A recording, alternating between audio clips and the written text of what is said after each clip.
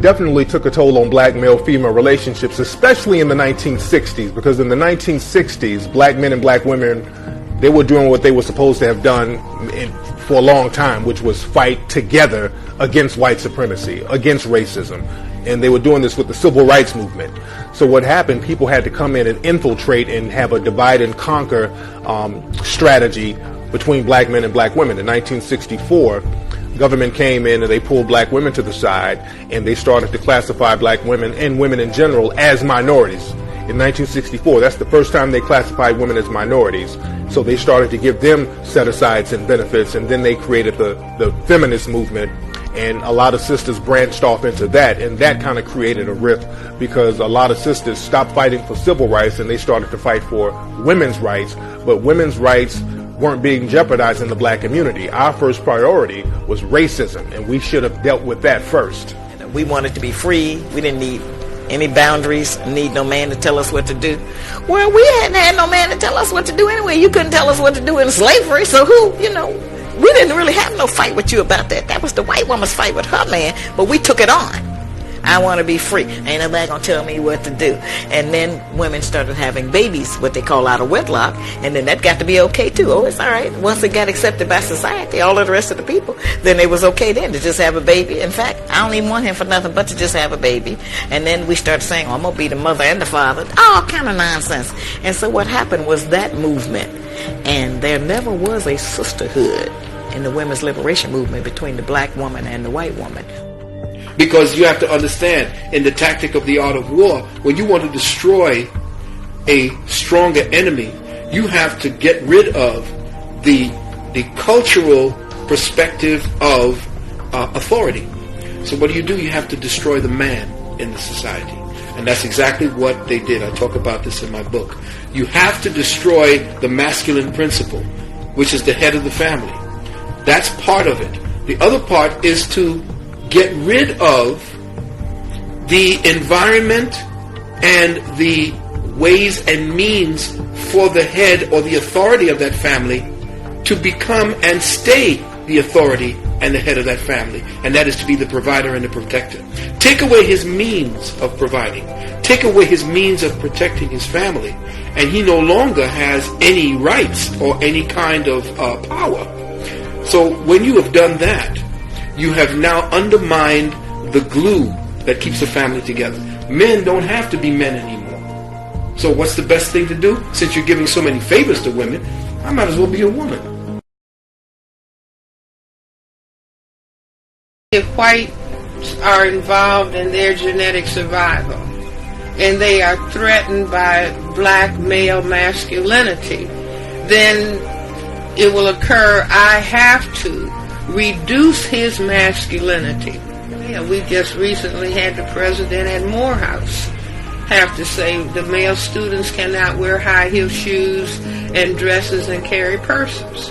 So something is happening, again, within the total context of a system of racism, white supremacy. Neely Fuller, who wrote the textbook for victims of racism a number of years ago, in the mid-70s, he used to say in the system, because he was the first person to talk about racism as a system, and he said that as the system of racism, white supremacy moves on, the system is going to have black men wearing dresses. Now, to hear that in the 70s, people said, oh, this is way out. And here we are. You see, there's some black pediatricians who are saying we are developing epidemic levels of the effeminization of young black males. Well, I say the pants sagging down is just subconscious invitation for homosexuality. You see, it's revealing the buttocks. See, so the pants are getting lower and lower and lower. The next step is to step out of the pants altogether. And so you step out of the pants, you're going to put on a dress. The effeminization is an essential ingredient of white genetic survival. And the only thing that can prevent it is black people becoming conscious or becoming determined that this is not going to happen to them, because if the black men are destroyed, then the black people are gone, and we have the state of genocide. It's like when I see that they put every black man in the movies in a dress at some point in their career, I'll be connecting them down like, why all these brothers gotta wear a dress? This happened to me. I'm doing a movie with Martin. Yeah. The movie's going good. So I walk in a trailer. I'm like, man, this must be the wrong trailer because there's a dress in here. They come in. The writer comes in. I think he's the writer. He's like, Dave, listen, we got this hilarious scene where Martin's sneaking out of jail. So he disguises you as a prostitute. And he put this dress on. And, what? A prostitute? Nah, I'm not doing that. I don't feel comfortable with that. That should have been in the discussion. What? You don't feel comfortable with it? I mean, it's a hilarious bit. All the greats have done it. So, well, if all the greats have done it, it's kind of hacky, right? You're right. So why don't we just not do it? Because I don't feel comfortable wearing a dress. Oh, come on, Dave. Listen, we got it all set up. We're supposed to shoot. Every minute you waste costs this much money. You know, the pressure comes in. He said, I'm not wearing no dress, man. I'm funnier than a dress. Just give me something funny to say. I don't need to wear no dress to be funny. What am I, Milton Berle? You know, we're going like this. And then finally he's like, and he leaves. And then, like, the director comes, Dave, it really would be great if you wear the dress. What is wrong? What is this, Brokeback Mountain in here? So then,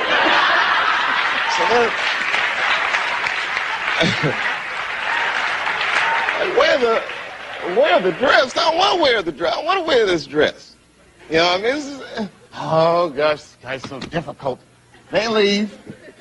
Now the producers comes, come on, David, would be so great. I mean, and then I started thinking about it. All the comics that I've seen, man, you know, strong brothers, why they be putting us in these dresses? But the minute it was clear, I was adamant, I'm not wearing a dress. I'm not wearing the dress. All right, fine. Think of something else. Guy comes back 10 minutes later, the whole new scene. Hot damn, how did you write the scene so fast? You know, it's like, so you got to take a stand.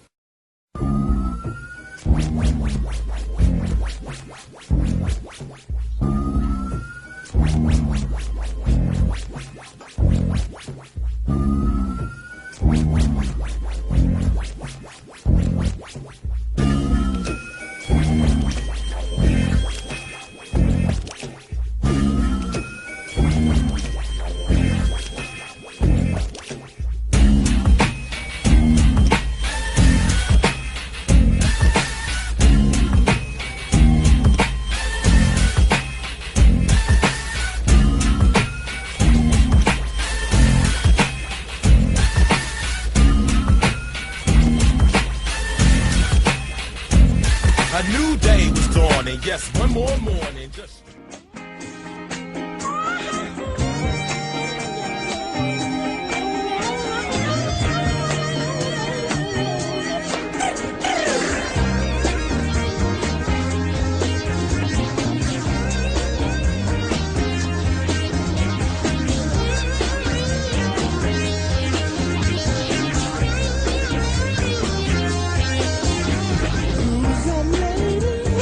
Who's that lady?